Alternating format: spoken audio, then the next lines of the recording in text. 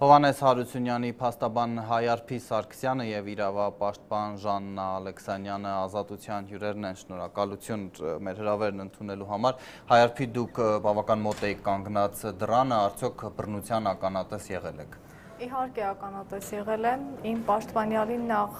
օրենքի խախտմամբ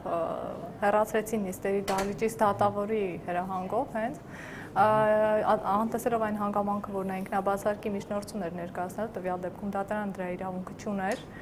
Իսկ ինչ վերաբերում է ոստիկանների գործողություններին, ապա դրանք ակնհայտորեն ոչ համաչափ էին այն դեպքում, երբ իմ պաշտպանյալը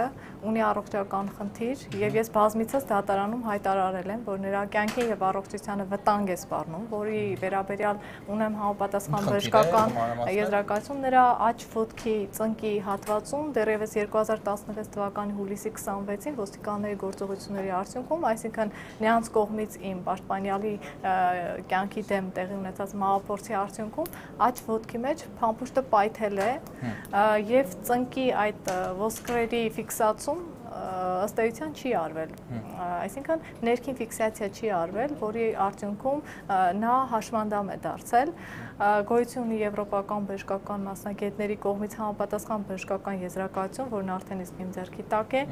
եւ այդ բժշկական եզրակացությունը ընդ որում ուղարկվել է եվրոպական դատարանը եւս դրա մասին տեղյակ է։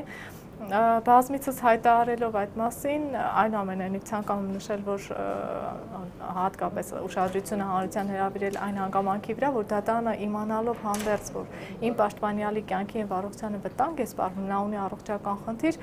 միևնույն է հրահանգեց եւ անտեսեց, որ ոստիկանները նրա նկատմամբ այդպիսի գործողություններ իրականացրեցին։ Ըստ էության մենք տեսանք, որ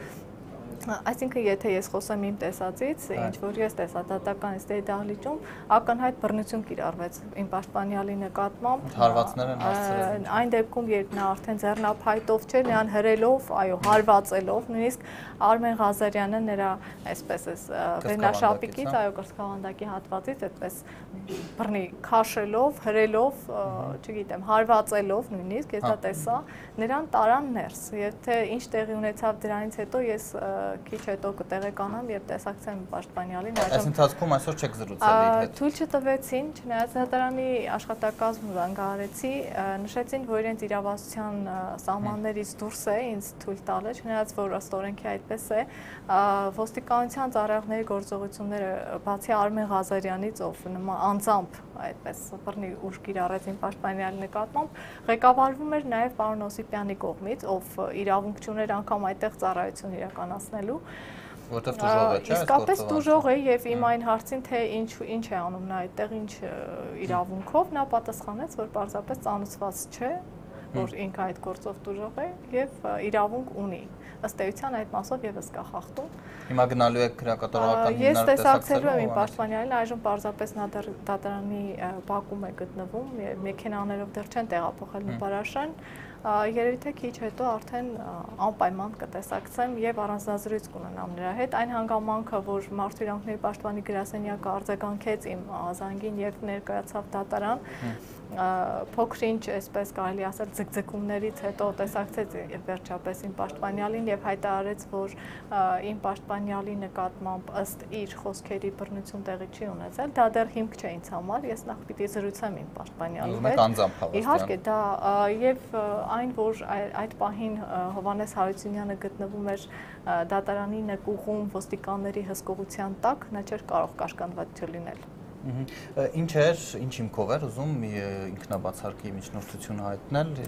Քանի որ բազմիցս ասենք դատական նիստերի ժամանակ թե իմ կողմից, թե իր կողմից հայտարարվել է, որ ինքը առողջական խնդիր ունի եւ իր կյանքին նույնիսկ վտանգ է սպառնում։ Իդեպ ընդհատեմ այս մասով ասում եք կյանքին վտանգ է սպառնում, այսինքն ինքը վիրահատության կարիք ունի, հա։ Ինքը շտապ վիրահատության կարիք ունի, այս բժշկական եզրակացության 8-րդ էջում է հստակ նշված, որ վիրահատական միջամտություն է անհրաժեշտ, եթե չիրականացվի բուժում եւ ժամանակի ընթացքում մշտադիտարկում, ապա կարող է առաջանալ անկիլոզ, նույնիսկ ոսկրային ինֆեկցիա կարող է առաջանալ, հաշվի առնելով նաեւ այն պայմանները, որտեղ նա հիմա գտնվում է, խոնավ կուցը, որտեղ գտնվում է հակասանիտարահիգիենիկ վիճակը, որի վերաբերյալ բազմիցս իմ կողմից ներկայացվել են պատկան կառույցներին, բայց միևնույն է, որևէ արձագանք չի տրվում այդ մասով, եւ նա մնում է այդպիսի առողջական խնդրով, այդպիսի մեզ բոլորիս հայտնի Նուբարաշենի նման բանտային պայմաններում եւ շարունակում է իր առողջական էական վնասը իհարկե քրեակատարողական հիմնարկում է Նուբարաշենում է նա գտնվում իբր հիվանդանոց է դա Նուբարաշենի հիվանդանոցային պայմանը իբր հիվանդանոցային պայման է, բայց իր պատուհանը բացելու դեպքում այդ կոյուղու այդ ոնց են ասում այդ հատվածն է, որտեղից հոտ է փչում շատ ահավոր եւ գարշահոտությունից պարզապես հնարավոր չէ այդտեղ ապրել, չհաշված որ որևէ նորոգում չկա այդ սենյակը, կարծես աղբանոց լինի կներեք, բայց այդպես է։ Եվ չասացիք ինչ հիմքով էր, հա, ինքնաբացարկ ուզում հայտնել Արտուշ Գաբրելյանը։ Հենց այդ հիմքով։ Կարծես այդ խոսքը չէ ընդհատվեց։ Այո, քանի որ բազմիցս հայտարարվել էր, որ մենք ցանկանում ենք միջնորդություն ներկայացնել իր առողջության եւ կյանքի հետ կապված եւ այդ միջնորդության քննությունը առաջնահերթ էր, որն էլ անտեսվում էր դատարանի կողմից, բազմիցս մեզ լրացնելու փորձեր էր արվում, ցույց չէին տալիս հայտարարություն անել եւ այդպիսի միջնորդություն խափանման հարցին պիտի անդրադարձ արվեր, քանի որ դատարանը նույնիսկ որոշել էր գնալ արձակուրդ եւ գնաց եւ այդպես էլ արեց, թույլ տալով իմ պաշտպանյանին շարունակել խոշտանգվել։ Այդ մասով Հովհաննեսը ցանկանում էր ինքնաբացարկի միջնորդություն հայտնել, քանի որ նա այլևս ի վիճակի չէր հավասարություն պահպանել դատավարության կողմերի նկատմամբ, տվյալ դեպքում նույնիսկ ինձ ցայնի իրավունքի զրկեց դատարանը, խախտելով մարդուրանքների եվրոպական ուրեմն կոնվենցիայի մի շարք հոդվածներ, 3-րդ, 6-րդ։ Ինքը գետնին հարվածեց ձեռնափայտը։ Դա բողոքի նշաններ ինչ։ Իհարկե, այն պատկերացրեք մարդը 12 ամիս շարունակ այդպիսի վնասվածքով չի ցավազրկվում, բացարձակապես չի ցավազրկվում, թողնում են սարսափելի ցավերի մեջ, բուժում չի իրականացվում, գցում են այդպիսի պայմանների մեջ, այսինքն ամեն ինչ անում են նրան թե հոգեբանորեն, թե ֆիզիկապես ճնշելու համար եւ այս պահին երբ հնարավորություն է ընձեռվել նրան դատական նիստի ժամանակ բարձրաձայնել այդ խնդիրը, որպեսզի դատարանը գոնե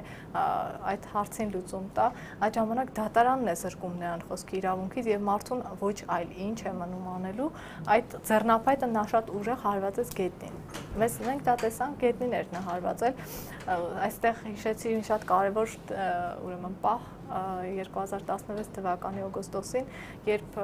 նրա նկատմամբ հենց դատապարտյալների հիվանդանոցի հետաքննության մարմնի կողմից նյութեր էին նախապատրաստվում, թե նա շիշ է շպրտել, մինչդեռ մոռանում էին նշել այն հանգամանքը, որ գիշերը ժամը 12-ին նա սաստիկ ցավերի մեջ է գտնվել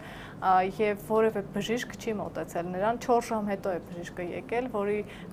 դեպքում սաստիկ ցավերի մեջ նա այդ շիշը պարզապես շպրտել է պատին ցավերից ելնելով եւ տվյալ դեպքում ինքը էլի շարունակում է գտնվել ցավերի մեջ, պատկերացնում եք մարդու ոսկորները այդպես փշրված գտնում են ոտքի մեջ, նույնիսկ օտար մասնիկներ կան, որոնք այս պահին իր կյանքին վտանգ են սպառնում, դրանով է պայմանավորված հենց ինքը դարձել է հաշմանդամ հենց Հայաստանի Հանրապետության անգործության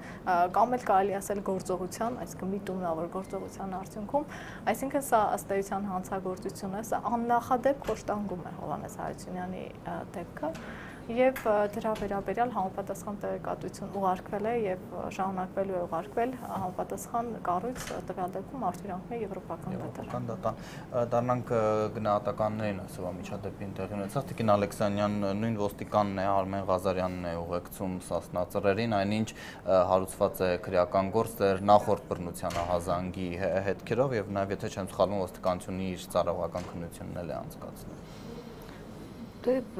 ինչ ասեմ, Արմեն Ղազարյանին ասել են, որ դու պիտի խոշտանգես, ինքը ամեն առիթը օգտագործում է, որ խոշտանգի, հա, իր ղեկավարությունը, չգիտեմ ով, այսինքն նրանք, ովքեր եթե նրանք չեն հեռացրել, այսինքն այս քննության ընթացքում, հա, գոնե կասեցնեին նրանց աշխատանքը եւ որոշ ժամանակ նրանք չգային դատարան, հասկանում ես, սադիզմի ուղղակի բացահայտ սադիզմի դրսևորում է, չեմ ասում օրենքի ինչպիսի խախտում է եւ ամենակարևորը, որ ես այսօր տեսա ինչ է կատարվում դատարանում, դատավորը անմիջական մասնակցություն ունի խոշտանգմանը։ Այսինքն իր կեցվածքը համարժեք չէ։ Այո, ինքը իր ցուցումը, իր խոսքը արդեն թելադրում է, որ դու պիտի խոշտանգես եւ ինքը թույլ է տալիս, որ այդ խոշտանգումը տեղի ունենա դատարանում։ Նա պարտավոր է թույլ չտալ եւ ամեն ինչ անել ամբաստանյալների անվտանգությունը ապահովելու, այդ չեմ ասում նախորդ, հա, դեպքերի ժամանակ, որ նկուղ էին տարել եւ այլ։ Եվ այս դատավորը, դիք այսօր մտածեցի, որ ամեն դեպքում դատարան հասկացողությունը դա արդարադատության այն մարմինն է, որի հետ մենք միևնույն է, ենթագիտակցորեն, թե գիտակցորեն մենք հույսեր ենք կապում։ Եվ եթե դատավորը նույնացվում է դատարանի հետ, սա վիրավորական է իմ կարծիքով, տեսնել, թե ինչպես չի տիրապետում իրավաբանությանը, դատարանի կարգ ու կանոնին, օրենքին, ընդհանրապես, ինչպես է իր վարքագիծը, ինչպես է խոսում ամբաստանյալի հետ եւ ինչ է նա անում, ընդհանրապես նա adekvat չի եւ հատուկ ընտրվել է այս դատավորը, հատուկ ընտրվել է, որպեսզի ծաղրուծանակի վերածեն դատական ամբողջ համակարգը, դատարանը նսեմացնեն եւ այդպես անում են եւ այդպես շարունակվում է։ Բայց իհարկե այստեղ ամենամտահոգիչը նա է, որ մարդկանց խոշտանգում են հենց դատարանի դահլիճում եւ նրա մայրը նստած է դատարանի դահլիճում, հասկանում եք, սա խոշտանգվում է նաեւ նրա մայրը եւ մենք որ տեսնում ենք այդ ամենը։ Ես այսպիսի բան չեմ հիշում ընդհանրապես Հայաստանում եւ մենք շատ բան ենք տեսել, իհարկե Հայաստանում, նույն մարտի 1-ի դեպքերով դատավարությունների կամ ասենք այդ զանգվածային կալանավորումները եւ չգիտեմ, բայց այսպիսի բան, որ դատարանի դահլիճում մարդուն խոշտանգում են, մենք այդպիսի բան չենք տեսել եւ սա նորմալ ընթացակարգ է դարձել եւ այդ խոշտանգող ուղեկցող, այսպես ասած, ոստիկանական խումբը ազատորեն իրեն դրսևորում է դատարանի դահլիճում եւ որևէ մեկը չկա։ Ես չեմ հասկանում ընդհանրապես կամ ասենք այ պաշտպանյալի վիճակը, հա, որ անմարտկային վիճակը, ինչ է մտածում, ասենք արդարադատության նախարարը, դուք դիմում եք իրեն։ Ես ոչ միայն արդարադատության նախարարին եմ խոշտանգումներին Դավիթ Հարությունյանը քաղաքական նախարարին եմ դիմել, ես տարբեր կառույցների եմ դիմել, շուրջ 12 ամիս դիմել եմ թե Մարդու իրավունքների պաշտպանի գրասենյակ, թե արդարադատության նախարարություն, թե առողջապահության նախարարություն, թե վարչապետին, տարբեր Հայաստանի Հանրապետությունում որևէ կառույց չկա պատկան, որին որ դիմաց չլինեմ։ Ես ունեմ շուրջ այսինքն 12 ամսվա գրություններ, դիմումներ, որոնք այս պահին արդեն գտնում են Մարդու իրավունքների եվրոպական դատարանում, քննվում են, եւ հենց այդ դիմումների, գրությունների այդ պատասխանների շնորհիվ է, որ Եվրոպական դատարանը Հովհաննես Հարությունյանը դեմ Հայաստանի գործով ընդունել է դա առաջնահերթ եւ այսինքն ակնհայտ է, որ տարբեր կառույցներ հակասական պատկեր է այստեղ ստեղծվում, տարբեր կառույցներ տարբեր պատասխաններ են տալիս, մեկը մեկից տեղյակ չեն։ Այդպիսի տպավորություն։ Դատավարության դառնալով, հա, բուն քրեական գործին դեռ դատաքննությունը չի հասել, դուք այս իրավիճակի հանգուցալուծումը ինչպես եք տեսնում, կարծես վիրահատական միջամտության կարիք ունի, որովհետև որևէ կերպ չի սկսվում նիստը։ Քանի որ այս պահին գործը գտնվում է Մարդու իրավունքների եվրոպական դատարանում եւ առաջնահերթ է քննվում, ես կարծում եմ, որ Հայաստանի Հանրապետությունում այդ հարցը լուծում չի ստանալու եւ միայն կարող եմ ակնկալել որևէ հույս ունենալ Մարդու իրավունքների եվրոպական դատարանից։ Իսկ ինչ վերաբերում է հայաստանյան դատական նիստերը, թե երբ իսկապես կսկսվեն, դա դեռ անհայտ է մեզ համար, մենք չգիտենք, թե իրենք ինչով են առաջնորդվում, որ օրենսգրքով, որովհետև հայաստանյան հաստատներ պետական օրենսդրությամբ նման ուրեմն դատավարական կարգ, ինչպիսին որ իրենք են վարում, չկա, գոյություն չունի։ Գիտեք ինչ, արդարադատության հույս որևէ մեկը չունի Հայաստանում եւ ոչ էլ քսին են այդպիսի հույսեր, որ այս գործով արդարադատությունը, բայց գոնե տարական դատավարական այդ ընթացակարգը, որ չի պահպանվում, ես չգիտեմ, սա այստեղ պետք է իշխանությունը պարզ է դիտավորյալ տապալում է այս դատական գործընթացը, իր տեսլականը ունի, այսպես ասենք, թե ինչ է անելու առանց փաստաբանների է, բոլոր դեպքերում դրանք խախտում են լինելու, կոպիտ խախտում, նախ հենց հիմա պաշտպանական իրավունքի կոպիտ խախտումով է ընթանում այդ եւ դատավորը հնարավորություն չտալի անգամ մարդիկ միջնորդություն անեն, խոսեն եւ ինչ որ իրավունքի մասին խոսք անգամ չկա այդ դատական process-ի ընթացքում։ Ես իհարկե չեմ պատկերացնում ունի միայն իշխանությունը։ Թե արձակուրդից հետո հա ինչ թե ինչպես են իրանք այդ հանգուցա լուծումը տեսնում, ես չգիտեմ, կարող է դատարանի դահլիճում ասենք գնդակահար են մարդկանց, իրենք ասենք այդ սամասունդը, այս հիմա այդ process-ն են իրանք անում, այսինքն անօրենա ամբողջը, հասկանում եք, օրենքից դուրս դատական process-ա ընթանում։ Մի հատ զավեշ տալի բան ասել։ Երբ որ ես փետրվարին եւ մարտ ամսվա ընթացքում բժիշկներ հրավիրեցի Եվրոպայից, նաեւ Ամերիկայից եկավ ֆիզիոթերապևտ, ֆիզիոթերապևտին մինչև մի 10 օր շարունակ թույլ չտվեցին ներս մտնել քրեակատարողական հիմնարկ տարբեր պատճառաբանություններով, նախ նշում էին, որ նրա այդ սերտիֆիկատը բնօրինակը չէ, այնուհետև թարգմանություն պահանջեցին, այնուհետև կնիկ պահանջեցին, մենք ամեն ինչ արեցինք, նույնիսկ Ամերիկայի Միացյալ Նահանգների դեսպանատան կնիքը դրվեց այդ փաստաթղթի վրա եւ հավաստվեց, որ նա իսկապես ավարտել է համապատասխան համալսարան եւ ունի որակավորում։ Այնուամենայնիվ ի վերջո թույլ չտվեցին բժշկին,